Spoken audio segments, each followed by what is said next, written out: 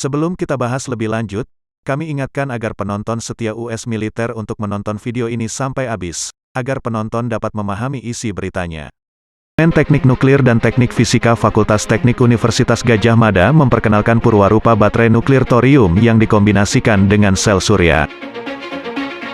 Jika diproduksi, baterai ini diperkirakan mampu bertahan minimal 40 tahun.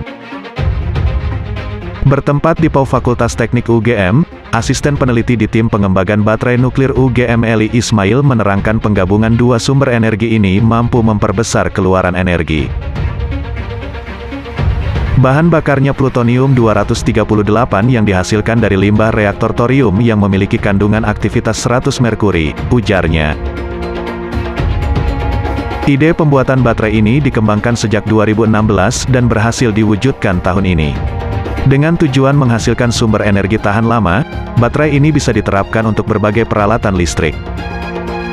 Tim pengembangan baterai nuklir UGM Yudi Utomo Imarjoko mengatakan tim harus mendatangkan plutonium-238 yang dihasilkan dari reaktor thorium dari Rusia. Harga satu keping hanya $12 Amerika Serikat, namun saat masuk Indonesia melonjak jadi $8.600 Amerika Serikat. Sumber energi ini pun dianggap jadi kendala terbesar riset ini. Proyek ini awalnya dibiayai Dahlan Iskan dan sempat terhenti. 2 tahun terakhir ini dibiayai Badan Penelitian dan Pengembangan Kementerian Pertahanan. Keberhasilan prototipe ini sudah kami laporkan dan tinggal menunggu langkah selanjutnya. Presiden Joko Widodo segera menyatakan, "Go nuklear," sebagai bentuk dukungan pada pengembangan energi nuklir. Sekarang ini untuk menghadirkan pembangkit listrik tenaga nuklir atau PLTN peraturannya sangat ketat. Berbeda dengan reaktor nuklir konvensional, reaktor dengan sumber thorium menjadi teknologi pengayaan nuklir terbaru yang berdiri di Rusia. Keunggulan reaktor thorium ialah tingkat keamanannya lebih tinggi, efisiensi berkisar 40–50%, tanpa transisi fase pendingin, dan daya tahan terhadap korosi meningkat. Reaktor thorium juga menyederhanakan manajemen penggunaan bahan bakar nuklir. Limbah dari reaktor thorium salah satunya mengandung plutonium-238 yang digunakan untuk riset ini. Mantan Menteri BUMN Dahlan Iskan yang datang langsung melihat purwarupa baterai nuklir UGM ini menyatakan Indonesia sebenarnya memiliki desain reaktor thorium yang dihasilkan 10 ahli nuklir ternama nasional. Proyek ini saya biayai dengan tujuan agar tidak mengimpor plutonium-238. Meski sempat berusaha untuk mewujudkannya, Indonesia adalah negara Asia Tenggara pertama yang memasuki era nuklir. Hal itu ditandai dengan diresmikannya pengoperasian reaktor nuklir pertama di Bandung pada tanggal 28 Februari tahun 1965, oleh Presiden Soekarno.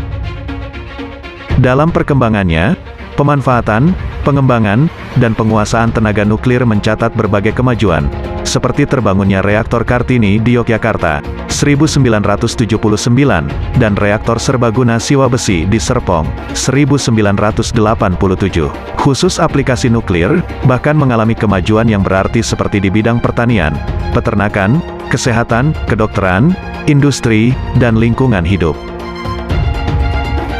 Bahkan ada yang mendapat penghargaan internasional, yaitu bibit padi unggul hasil teknologi nuklir, hasil rekayasa para ahli Batan. Ada produk dari PT Batan Teknologi atau sekarang bernama Inuki BUMN hasil radiasi dari reaktor nuklir berupa Mo 99 dan 1–131 untuk ekspor. Selain itu produk SM153 EDTMP, 1–131, dan generator Mo 99, TC 99 meter untuk kebutuhan rumah sakit di Indonesia. Produk ekspor ini menjadi kebanggaan karena menembus Jepang. Sayangnya, produk itu tidak ada lagi sejak beberapa tahun yang lalu karena masalah teknis yang sebenarnya sangat gampang diatasi, namun kurang perhatian dari pemerintah. Akibatnya, kita kehilangan devisa. Tak hanya itu, untuk kebutuhan rumah sakit di Indonesia, harus diimpor dengan harga yang mahal. Karena itu upaya untuk memproduksi kembali melalui PT INUKI kiranya mendapat perhatian pemerintah dengan memanfaatkan reaktor nuklir Siwa Besi atau membuat reaktor baru.